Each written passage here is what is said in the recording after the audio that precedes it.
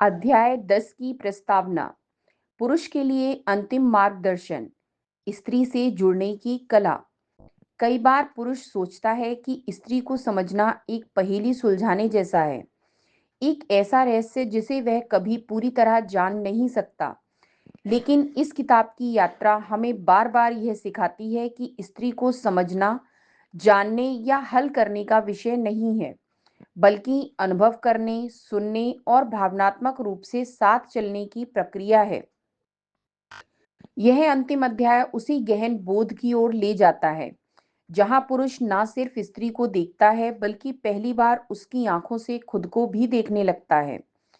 यह अध्याय पुरुष के लिए एक आत्मदर्शन है। अब तक वह स्त्री को देखने और समझने की कोशिश कर रहा था, परंतु अब समय है खुद में झांकने का। इस अध्याय में हम यह जानने की कोशिश करते हैं कि स्त्री से जुड़ने के लिए पुरुष को अपने भीतर क्या बदलाव लाने होते हैं। क्या केवल स्नेह और शब्द काफी हैं, या फिर धैर्य, संवेदना और हर रोज के छोटे छोटे प्रयास ही वह नींव हैं जिस पर एक सुंदर, सशक्त और टिकाऊ रिश्ता खड़ा होता है। यह अध्याय यह भी दर्शाता है कि जब स्त्री टूटती है, तब वह पुरुष से केवल समाधान नहीं चाहती, बल्कि उसकी मौन उपस्थिति, उसकी भीतर की स्थिरता और भावनात्मक समर्थन की आशा करती है। यदि पुरुष अपनी आंतरिक परिपक्वता को विकसित करता है, तो वही परिपक्वता उसे प्रेम की असली गहराई तक ले जाती है।